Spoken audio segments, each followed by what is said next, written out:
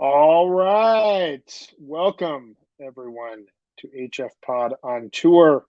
Brian Brinkman from Osiris Media. I'm really excited to be hanging out here on Monday, August 30th. We've got a great show here for you all. We're going to be covering the August 29th show from the Gorge, as well as talking about the larger run that we just heard from Fish at the Gorge, kind of where all this fits into the larger tour as we move into the final week of summer 2021, which, as sad as I am to see this tour reaching its conclusion, it's a pretty amazing thing to say when you think back on the last 18 months of kind of collective humanity that we have experienced a full Fish tour to this point in time. So I'm really excited to see what happens over the next couple of shows, but also really excited to dive into our conversations around the previous three shows that we just heard at the Gorge. Before I do so, and before I bring on our guests, I want to give a quick shout out to our presenting sponsor, Shift Genuine Cannabis. Introducing the show as we have always, we are presented by Shift Genuine Cannabis. Please go to shiftcannabis.com. Register anytime between now and Saturday. Time is clicking down here for you all.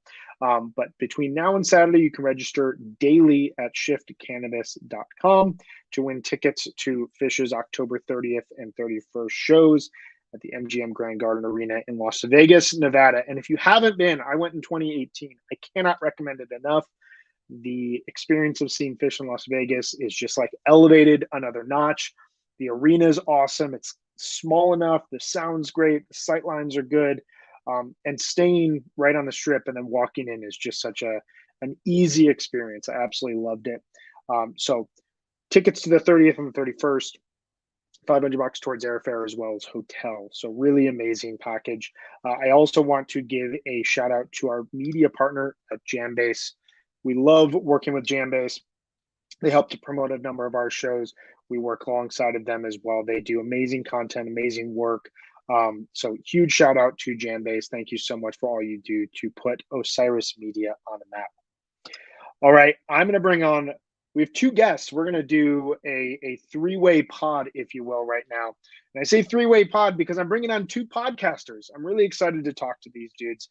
The one to talk to both of them for quite some time. And it's really awesome that we get to do kind of a reflective look back at not just last night's show, which was really interesting. I really enjoyed the second set. I'm excited to dive into the details, but also kind of where does this show fall in the larger tour of where we're at right now. So I'm going to bring on Brian from Attendance Bias, as well as Ryan from We Move Through Stormy Weather.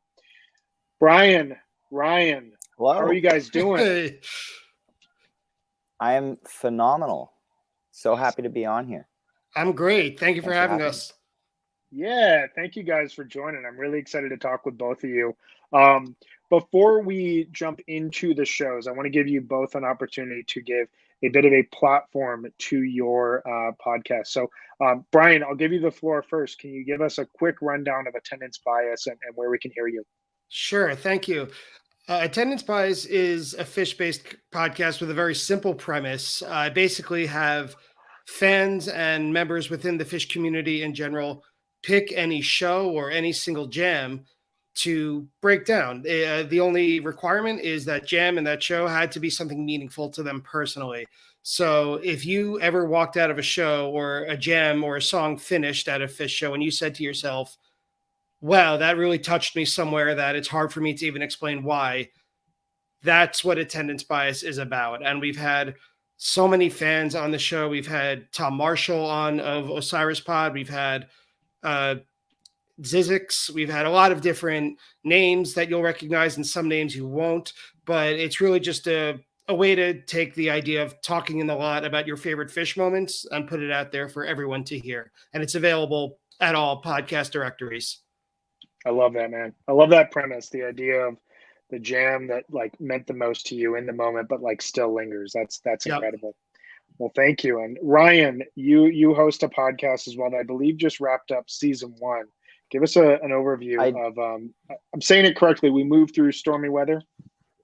Yes. So We Move Through Stormy Weather.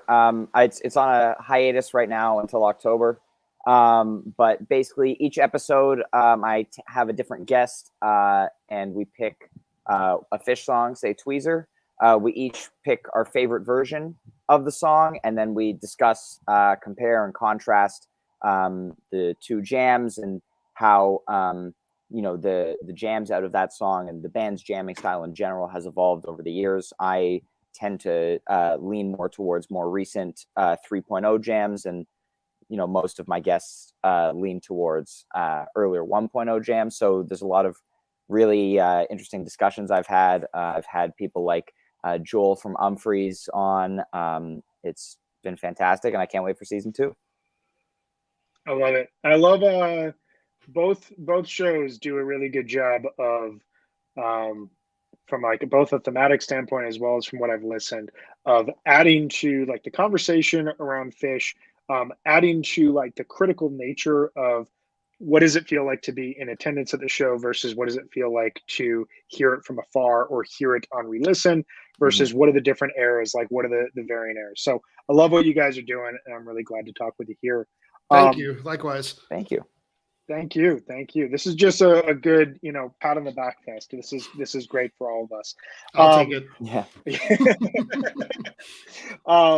Well, tell me, Brian, I'll throw it to you first here. What were your thoughts of the night 3 at the Gorge? And I guess we'll kind of start there. What did you think about the final show here of the Gorge run?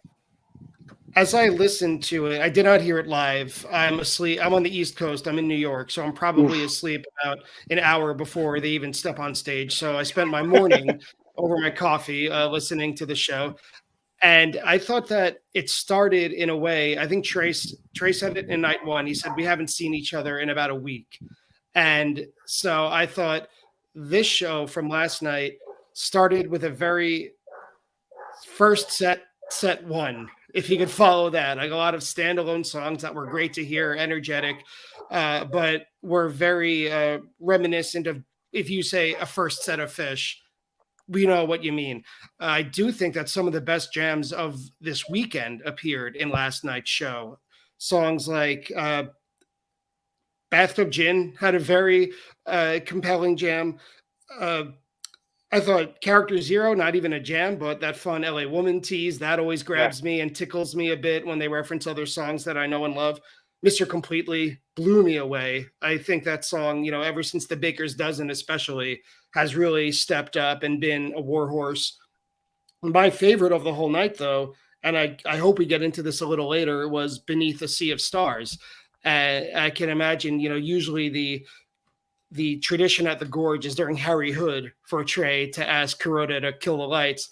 And I thought it was very telling that he asked that for that same request during Beneath a Sea of Stars, and that it's kind of exploring that same ethereal, delicate, we're all here together and the weather's fine sort of vibe. I enjoyed last night's show a lot. I thought that there were points mostly in set 2 that I would revisit. And the name of my show, Attendance Bias, I think any show at the Gorge, you miss out a lot of it by not being there. It's a really good point. Yeah, it's one of those venues that you can kind of capture the ethereal space and like the remoteness when you hear it on tape, but it doesn't fully do it. You got to be there. You got to be in the on that hill. Ryan, what were your thoughts? So I am also on the East Coast, but I'm insane enough to stay up for all of these West Coast shows. That's the age difference. Yeah. Well, I've prioritized Fish over sleep the last few nights, and I don't regret it. But last night, I really, really enjoyed the show. I thought, it's been evident the whole tour how much fun the 4 of them are having up on stage, especially Trey. You can hear it in his playing. Like, he's just having a great time. And I think, in the first set, one moment that really stuck out to me was Lonely Trip. I think that's a fantastic song for Fish. The jam that they got into last night was just so beautiful there. I also really liked the kind of extended How Many People Are You? I think it could have gone on longer, and I hope the next time they play it that it does. But it's nice to see a song like that. The last few shows, I guess, this and Mull, the Mike songs that have stuck out to me is kind of having a lot of jam potential and finally getting out there a little. Mull obviously not have being played as many times. But also the Gin in the first set, nuts. That Fishman really stuck out to me in this jam, as he did the whole night and always. But it was like just so much momentum and energy in that jam as I was listening to it. It was amazing. You mentioned the character Zero as well. I agree. Definitely a little bit of a standout version as far as Zeros go. Mr. Completely might be one of my favorite jams of the year so far. I haven't listened to it a second time yet, and I plan to this afternoon, but amazing. I think the rest of the second set, just great playing all around. The segues from Mr. Completely to Meat, Cross-Eyed into Sod again, phenomenal. And I always wanted it this way, getting a little bit of an extra jam as well, which was great. I think it was a great show all around. It may not have, like a perfect set list or a 5-song second set or anything like that, but I think it's easily a top tier show of the year. Yeah, I agree with a lot of what you guys are saying. And I think, my immediate takeaway, both in the moment and on re-listening to it this morning, I kind of fell between both of you where I'm in Denver. So it caters to me better when they play on the East or on the West Coast than it does when I used to live on the East Coast. And I was like, you really want me to start watching a show at 11 o'clock at night? What is going on here? But I did fall asleep at one point, like right around set break, and I had to like wake myself up for the second set. That is my age showing. But I re-listened to it this morning, and I felt like this was, and I don't say this like in a derogatory way, I felt like this was like the most standard show of the weekend. I felt like on night one and night two, they really played just bizarre song selections and bizarre song placements that kind of like, I was unhinged throughout those shows in a way that I really enjoyed, and I think catered really nicely to the jamming in the second set of both night one and night two. But I thought there was still sometimes when they play a more straight ahead show, jamming can be sacrificed, and I felt like the jamming was not sacrificed at all last night. To both of your points, the bathtub gin, the extended take out of How Many People Are You, which I'm right there with you. I hope that they continue to let that song breathe. I really enjoy that song. And the second set, you said it, Ryan, the segues from Completely into Meat and from Cross-Eyed into Sod again. Getting 2 Ghost era creepy songs as jam vehicle landing pads is not something I had ever asked the band for, but I would love more of it. It was really, really cool, really kind of out of left field song selections. So I'm right there with you guys. The one thing I want to ask you both about, and it's, you both hinted at it through 2 different songs. Beneath a Sea of Stars and Lonely Trip were 2 of my highlights last night. And it caters to something I've been loving this entire tour, which is slower Fish songs. The ballads to me have been so, so good. And they were so good at the Gorge. Mountains in the Mist on night 2, Life Boy on night 1.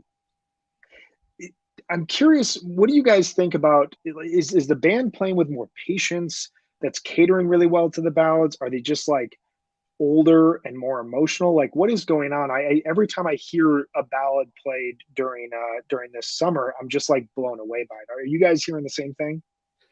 My thought is more toward, it's maybe a mix. I think especially that, yes, they are getting a bit older. They are taking their time. I think that looking at what happened last year after Mexico in 2020, I think you talked a lot about this yesterday, Brian, on with your guest Ben, that they're kind of looking at the bigger picture, realizing time is limited. A lot of us don't want to think about that, but eventually Fish will come to an end. So let's stretch out what we have. I know. It's 5 stages of grief, but stretching out what we have while we have it. I also think there's something to be said for the size of the audiences that they're playing to. Earlier this summer, I was at Atlantic City, and the band got some guff, especially on night 1, for playing at a noticeably slow pace. And the Gorge is gigantic as well. And when you play, I'm not a professional musician, of course, but when you play to an extremely large, wide venue, you kind of have to slow it down because there's that bounce back, and if you play so fast, the sound's going to collapse upon itself. So I think that's a big part of it.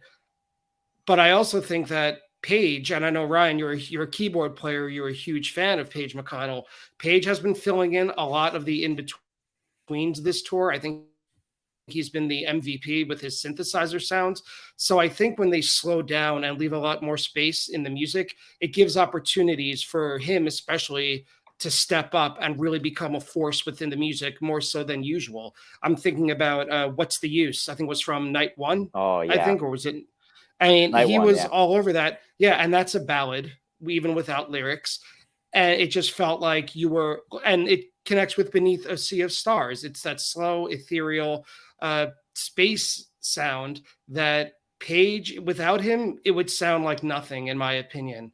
And so I Well, and think Page this, has go really ahead. been utilizing the Wurlitzer a lot Totally. in slower songs this summer, where he'd normally just stick to piano, and I think that really it adds a different quality to it, and definitely makes it more ethereal. Just that the sound of that electric piano is just so nice, and I know there were a couple moments last night on the roads as well that were just phenomenal. So I like in Lonely Trip, Page's Wurlitzer work just really stuck out to me last night. And your point about the tempos, it's interesting. You mentioned that. I actually thought, they did. There was that show or two in Atlantic City where they were playing slower than normal, but I thought this weekend tempos have been up, a lot faster than they have been in recent years. I don't know if that's due to them just being excited or practice, but I think there have been a lot of jams and songs this summer that have been getting back up to more early 3.0 tempos as opposed to the much slower stuff we've had in like 17 through 19.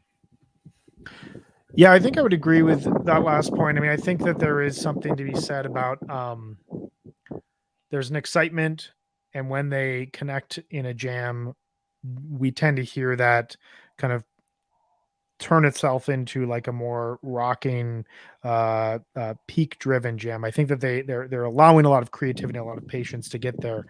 I think the thing that's just striking to me is like when they reach a point of playing a slower song, and maybe it's just me, like maybe it's been this way all along, and I just haven't heard it correctly. But like I feel like they really stop, embrace the moment, and like in Mountains in the Mist, in What's the Use, like you guys were saying, in Life Boy, they just reduce themselves to complete silence and almost let the bottom completely drop out of any of these songs, and just let everyone kind of like lie there in the like moment of really beautiful melody.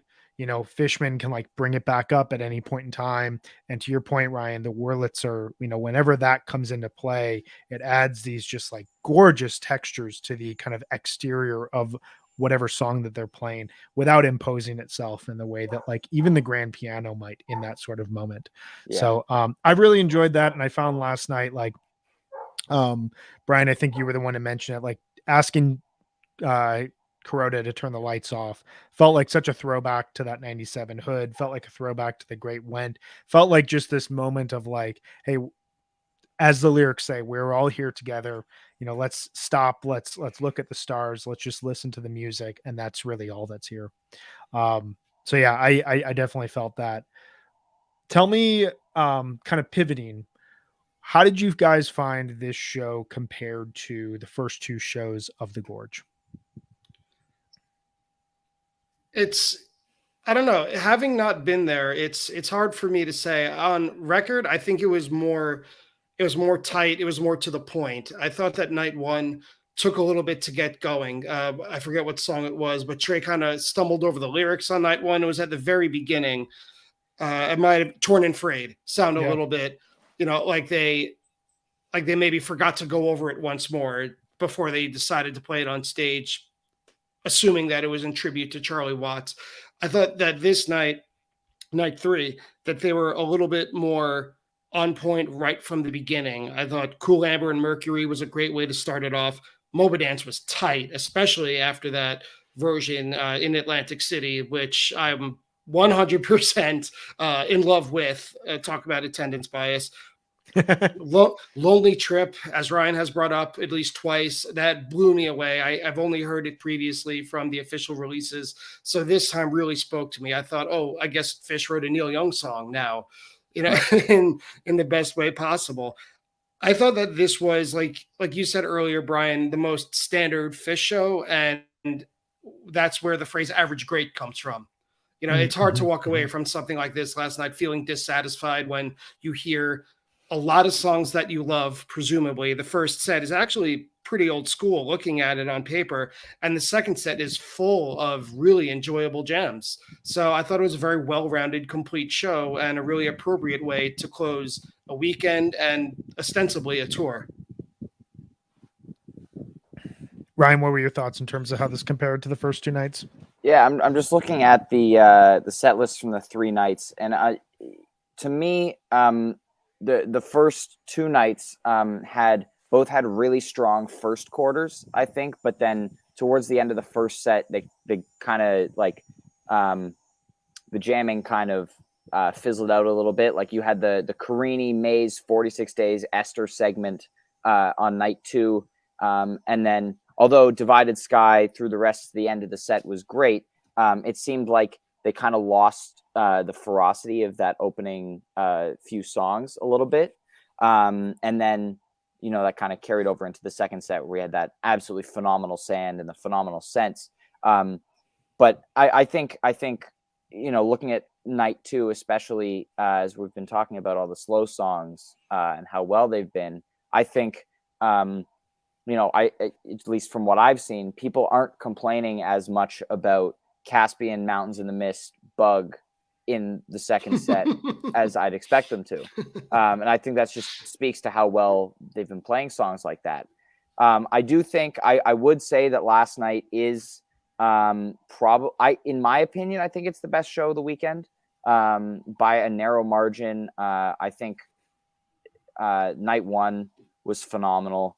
Also, some great jamming and that What's the Use and Camel Walk in the second set. But I think last night flowed better as a complete show. While there may have been other moments over the course of the weekend that matched up to the highs of last night, I think last night was definitely the best, flow and complete show of the weekend.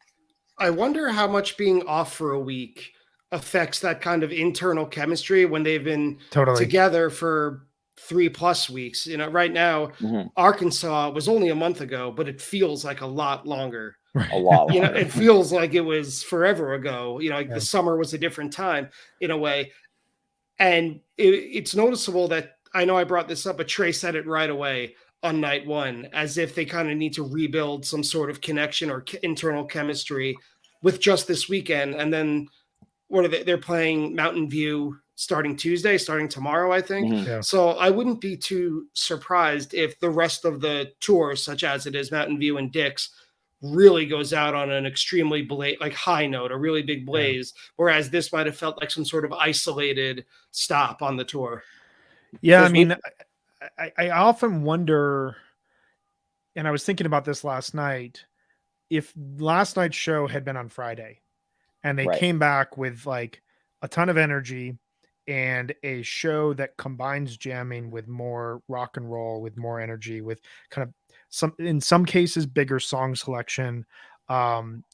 The Friday night show, which is my personal favorite. And part of it is like, I just love that they stuck to a theme throughout the entire show and that you didn't get the tail end of the second set being Susie Greenberg, Wilson, Golgi, really followed, like when they went into Chalk Dust, obviously a high energy song, but they went right back to that low key jamming and segued that just perfectly into Slave to the Traffic Light. You got this full thematic show. But I wonder if like they had come back and they played the Friday night show first, if that would have, or the Sunday night show first, if that alternates things. I want to give a quick shout out to a listener who has also been a past and will be a future guest again, Jackson Richards, who says, I think quite accurately, Gorge lends itself well to two things: big, expansive jams and mellow, introspective songs. This year, I think that they chose the latter. I think that we're all in agreement on kind of that approach. And I think that's a really that's a correct analysis of it. I think as well, I've got to imagine nearly bookending the run with two songs that were clearly tributes for Charlie Watts. I was talking to someone about this. I believe it was on the this HF Pod show following the Friday night show, it all blurs together. So I apologize. But I was talking with someone about like, they've got to have this sensation of like, we're getting old and we're not going to be able to do this forever. And seeing someone like Charlie Watts pass away, who they played his album, 11 years ago when they were reinventing themselves. I wonder if like it had an emotional toll on the band, and opening the tour or the run with Torn and Frayed, which has become, kind of a Fish staple in some cases at this point in time, and closing it with Shine a Light, two very emotional songs off Exile on Main Street. There's a part of me that wonders if that impacted the band at all and just like colored the overall atmosphere we heard. Well, we always want to be a fly on the wall, right? We always want to hear if they even had that conversation or not. That was yesterday. I think you spoke with Ben, your guest. I think that's you started the whole conversation with that. Yeah. And it's a thinker. It's something to wonder. They are not that young anymore. When you think about some of the bands that, and I don't know either of you very personally, but almost every Fish fan has a classic rock phase or a diet of classic rock, maybe before or during they're getting into Fish. Mm-hmm. And the Rolling Stones, if they were in their early 20s or late teens in 1964, they're 20 years older than Fish. It boggles the mind when you do the backwards math. I mean, Fish is not, in the cosmic sense, not that far behind, Mick Jagger and Keith Richards in a touring sense when you're a rock and roll band year after year. Whether or not they acknowledge it with one another, it's part of existence. It's got to be somewhere. So I wouldn't be surprised if that's part of it. And also what I already forget his name. I'm sorry, whoever made that comment in the chat. I also don't think that us listening to it and talking about it after the fact, it can't be separated from that they're playing to the audience at the Gorge as opposed to us listening to it. I was in the Gorge in 2016 to see those two nights. And I was pretty high up and far back, and just looking to your left, you watch a sunset for like 3 hours. So it takes forever. Yeah. And you feel very small all of a sudden when you're at the Gorge. It's like you're at the end of the world. And your favorite band is playing there. So a song like a mellow, introspective ballad or a song, it hits you completely differently than at 9 a.m. in New York City over coffee, preparing to have a chat about it. It's a completely different aspect. So there's no, like you said earlier, Brian, there's no photograph, there's no write-up, there's no video that can really substitute or make you understand that enormity compared to being there. So that needs to be, I think, understood with everything you hear. That's a really good point. Ryan, any thoughts on all that?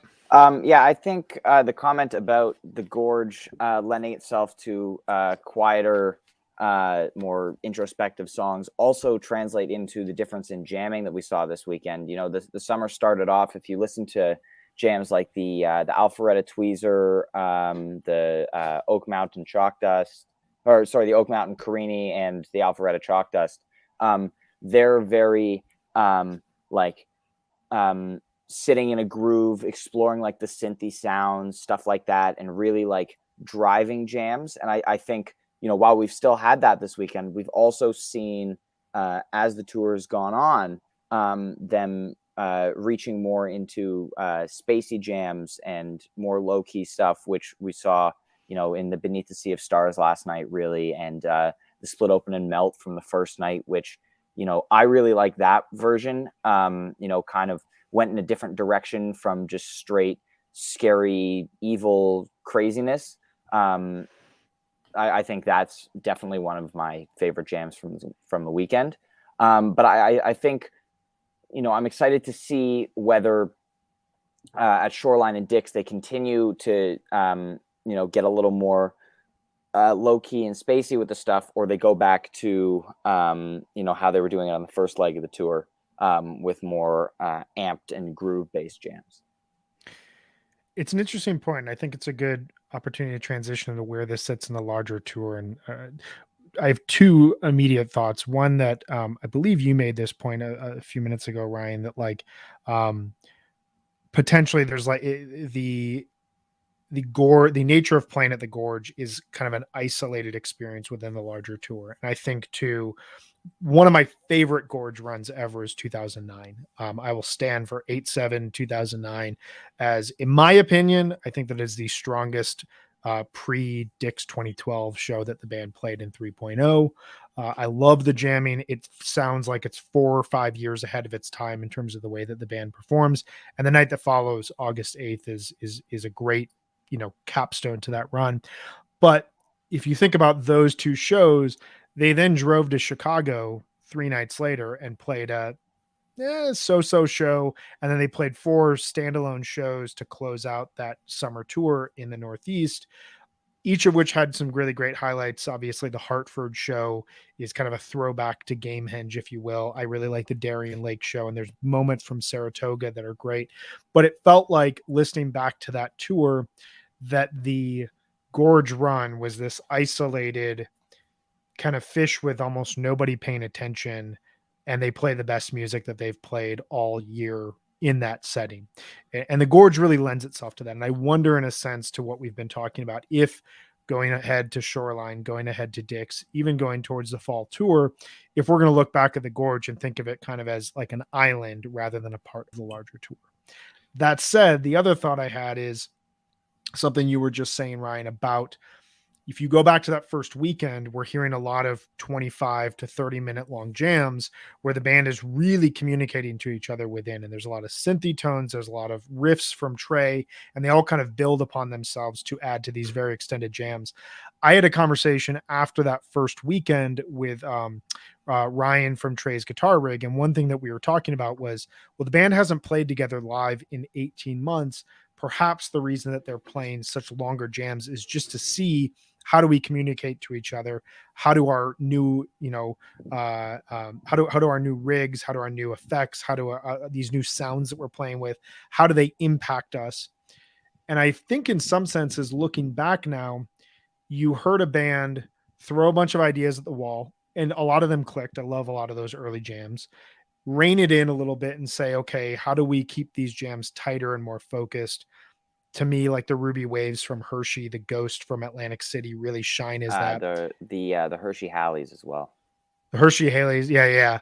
But then now, and something we were just hinting at, it seems like that expansion is back in these Gorge, in the jams in the Gorge, where the bottom would drop out and where they would just like reach out to, the Columbia River and beyond, and like play in a style like what you're talking about, Brian, where like the sunset takes 3 hours, and it's just like the environment just inspires patience. So I know that there's a lot there. I want to kind of just ask you guys, where do you see the Gorge in the larger tour as of right now? Like, do you agree that this is potentially an isolated experience, or do you hear kind of the evolution of the band's jamming? Brian, I'll let you go first. I think it's an isolation, almost like a festival. I think you look at it in the same way as you would a festival. Number one, because physically, to get to the Gorge, it has that same vibe, maybe not as enormous as Limestone, for example, but it has that, you drive for a really long time and you always think it's around the next bend, and it isn't. You still have another 40 and you still have another 40 minutes to go. You stop to get gas and at the Walmart, and that's it. I hope you have some combos in the car because and you got gas because there's nothing there for you. So I think, having been to the Gorge, it's like what happens at the Gorge stays at the Gorge. Like, it is. And it's notable that there's 2 off days before the next gig, which is in Northern California. It's not like they're going cross country to Florida. There's only one enough time.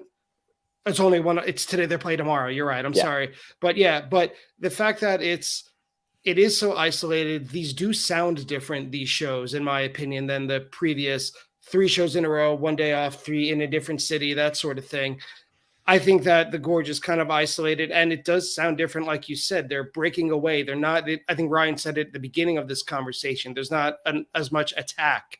There's not as much, let's go right for it, no searching. On the contrary, at these Gorge shows, there was a lot of searching.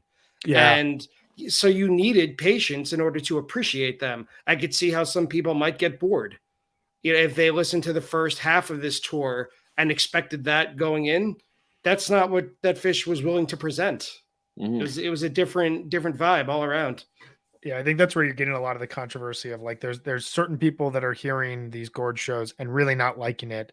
And then there's another side that is listening to these shows and really enjoying what the band's throwing out. Cause I think it's a bit more challenging. There's not as much of like a clear reward as you get in certain other jams. So I agree with that.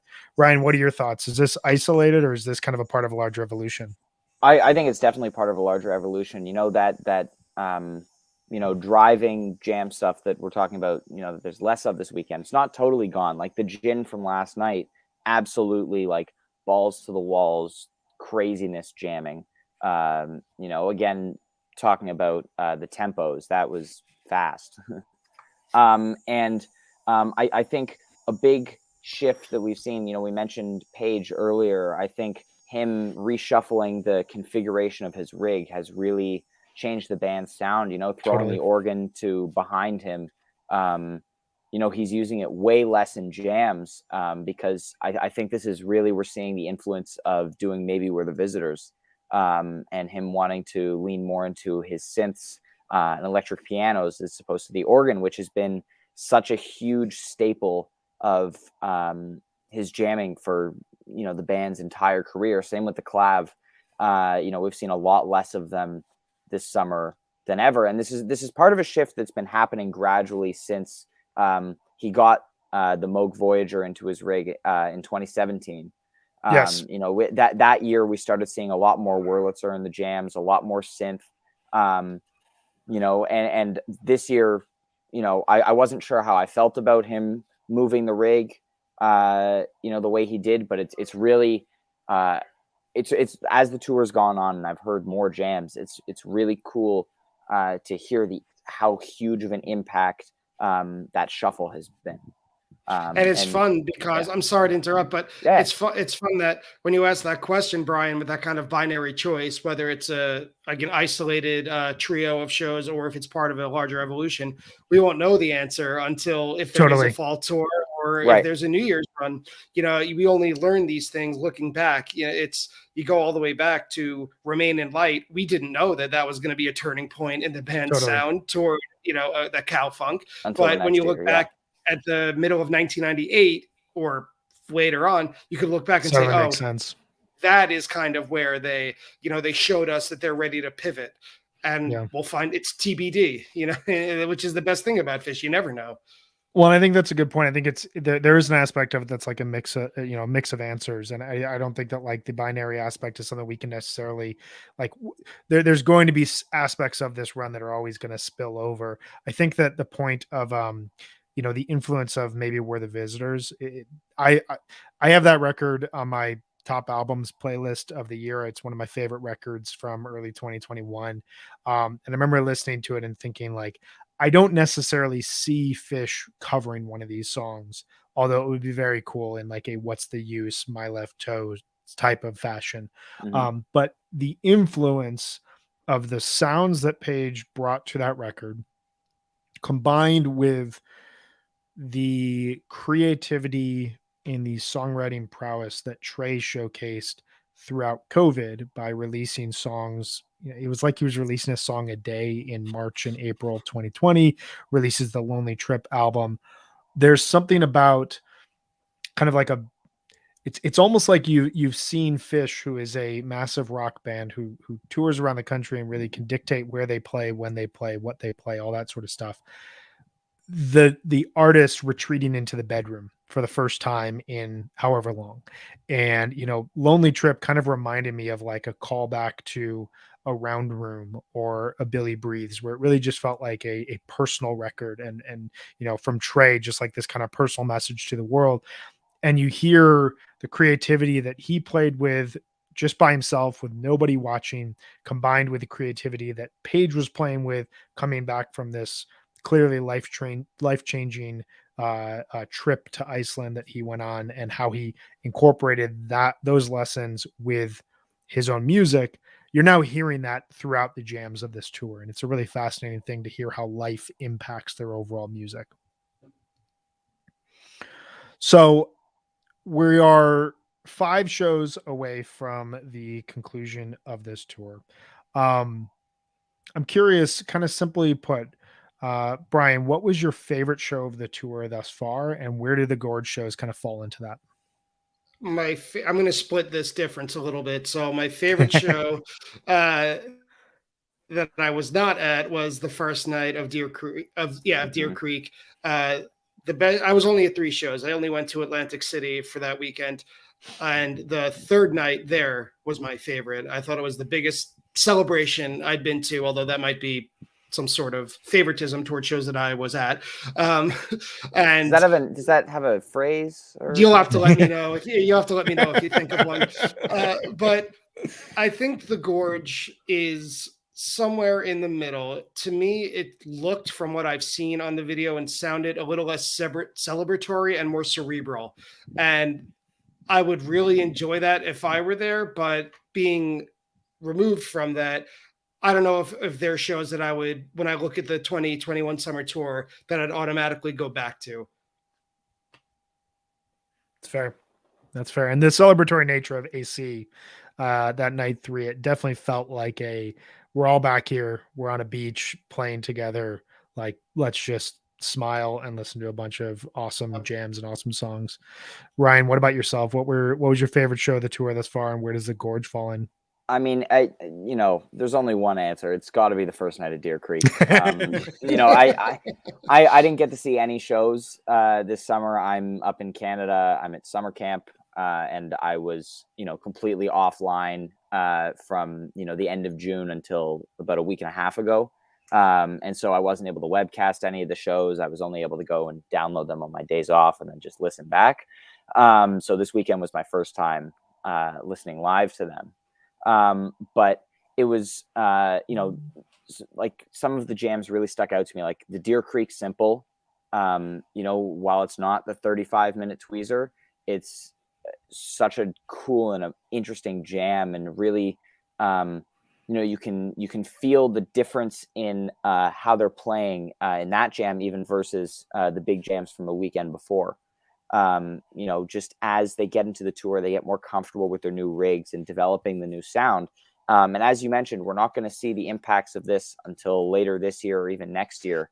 And I'm really excited to see where they take that. But I think the Gorge run, I think last night is definitely a top show of the summer for me. I think there was just a lot of amazing stuff that happened. The flow was there. The band had such incredible energy. But I do think, when all's said and done, it's going to be regarded well. As you mentioned, these shows weren't for everyone. There have been a lot of people who didn't like it, but then, you have a show like the third night of Deer Creek, which was also, the second set was a little bit controversial. Some people thought it was a mess. I think it was really cool and fun and something, really interesting. So the best thing about this band is that everyone's going to have their own opinion on things. And, that's why we're able to have such incredible discussions like this, because we're not all agreeing on everything. But I think in the grand scheme of things, this tour has been amazing. And I don't think, that's just it's the first Phish tour in a year and a half. I think it's a combination of, they've been playing so well, they've been jamming so well, and it's we've seen them really get into this incredible democratic egalitarian jamming since about 2017 or so, and it's really just been getting better and better each year. And it's really cool to think about this band that is almost 40 years into being together. It's been the same 4 guys since 1985, and they're still innovating and reinventing themselves. And it's incredible. It's incredible.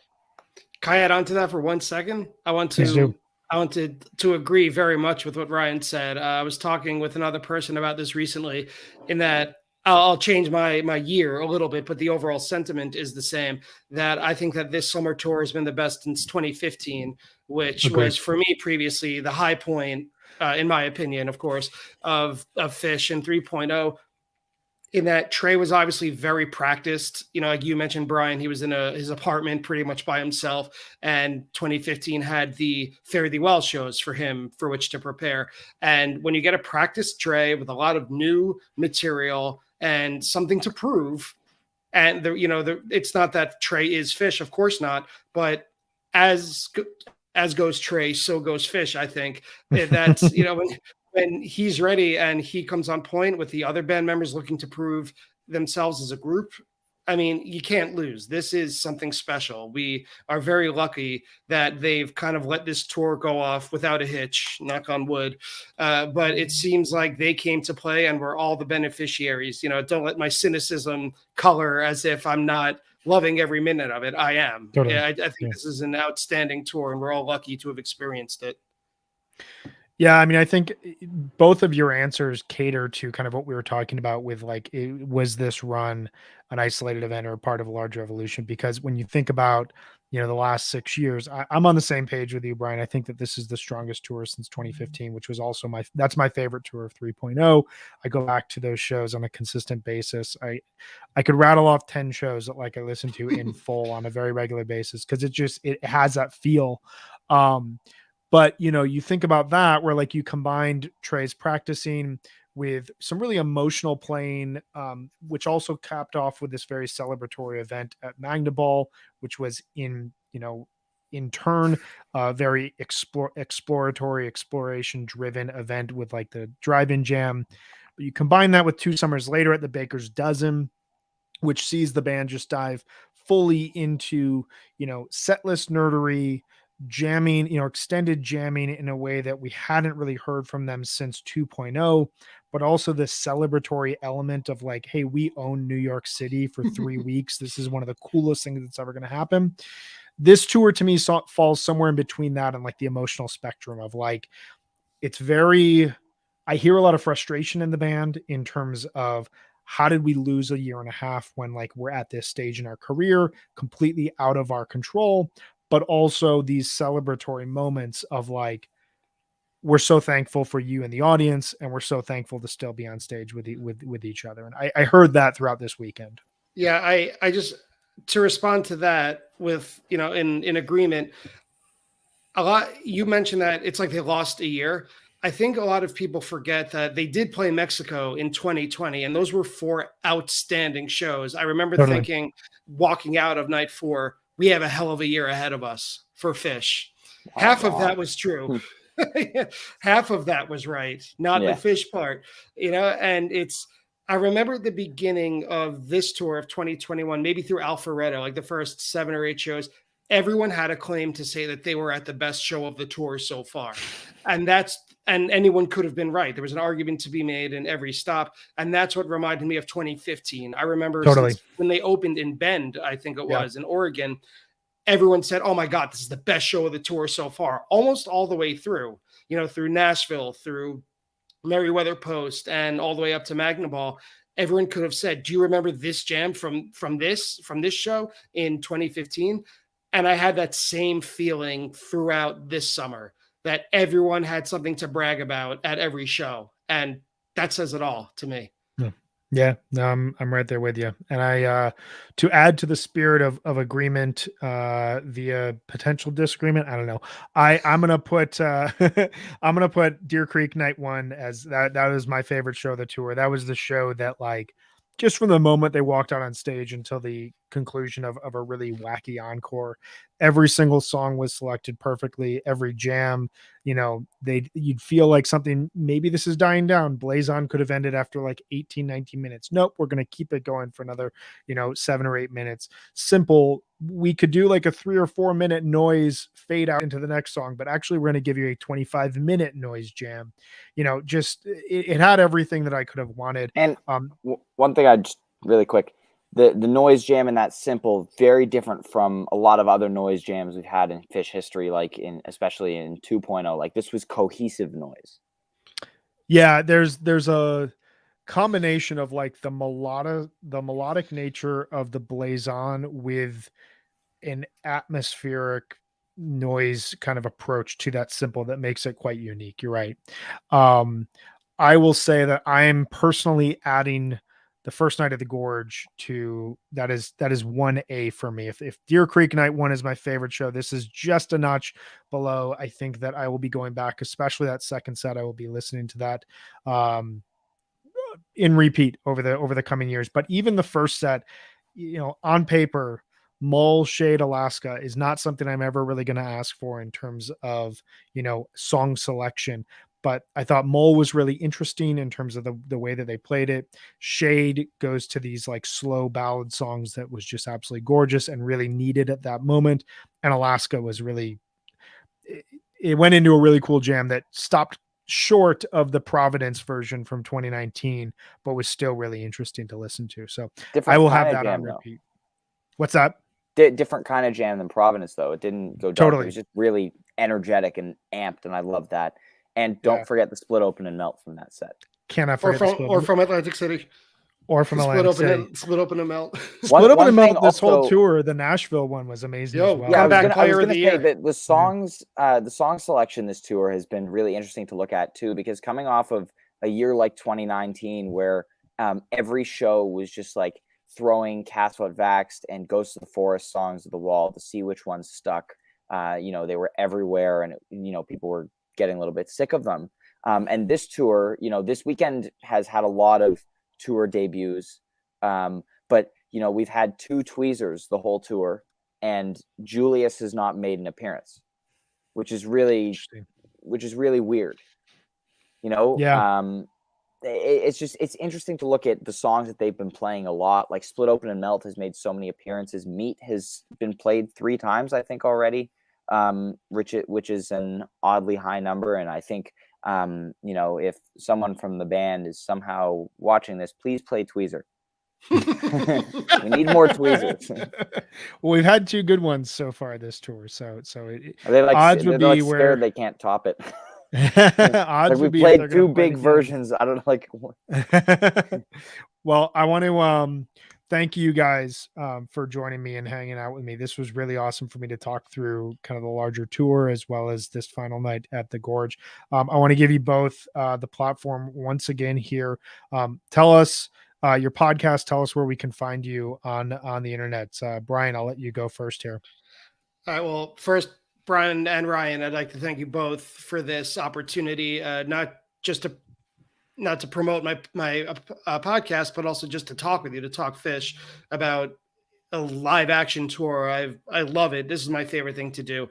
But for tours and shows previous, you could listen to my podcast. It's called Attendance Bias, 2 words. It's available pretty much anywhere on any place you find podcasts. I have a lot of great guests. Just coming up this Wednesday, I have, since we're on the Helping Friendly Pod, RJB is going to be on this Wednesday to talk about the upcoming season of Undermine, which I really enjoyed season 1. So he's getting me really excited for season 2. Other upcoming guests include Sue Drew, who used to work for Elektra Records. She's the one who signed Fish to Elektra in the early 90s. So I have some really good, compelling guests, and just to discuss some really great jams and shows that you may or may not have been aware of. So again, Brian, thank you. Attendance Bias is available anywhere you get your podcasts. It's updated weekly on Wednesdays. Wonderful. And Ryan, give you the platform here. Thank you, Brian Squared. This has been amazing. It's good to be back, getting back into discussing fish in depth with people. So We Move Through Stormy Weather is also available wherever you get your podcasts. Season 2 will be starting around mid-October. I've started talking to some really cool prospective guests, and I'm really looking forward to getting back in and now having the added element of being able to talk about jams from this year and talk about the jamming from this year in general in the broader scope of how the band's playing has evolved over the last almost 40 years. Find it wherever you get your podcasts. And thanks again for having me. Wonderful. Well, thank you guys so much. I really appreciate you hanging with me here this morning. This was a great conversation, and I will look forward to doing this again here in the future with you both. Absolutely. Cheers. Thanks again. Thanks, guys. All right. Well, thank you so much to Brian and Ryan. That was an awesome conversation. I really enjoyed myself. I hope that you all out there did as well. We will be back here with HF Pod on tour Wednesday and Thursday this week to cover the 2 shows from Shoreline, as well as Saturday, Sunday, and next Monday to cover these shows from Dick's, which will be my first shows back since Dick's 2019. Before we do that, though, I want to give you a quick reminder once again that HF Pod on Tour is presented by Shift Genuine Cannabis. They're our presenting sponsor. We love Shift Cannabis. Thank you so much for working with us here to bring back HF Pod. Go to shiftcannabis.com.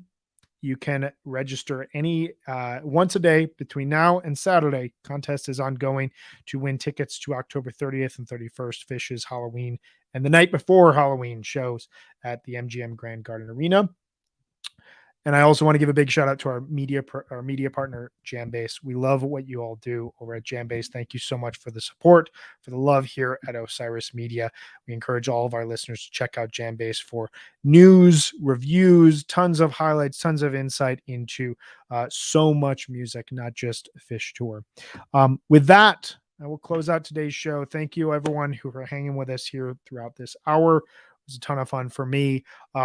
RJ will be back in the hosting chair Wednesday and Thursday to cover the Shoreline shows. In between now and Wednesday, HF Pod, our weekly show, will be coming out to cover the Gorge shows. We just recorded that. It was a ton of fun and really great insight, really great material there. Plus, you can guess the jam of the week. So thanks, everyone, for hanging out. This was awesome for me. I'm Brian Brinkman signing off here. I will see you all at Dick's this weekend.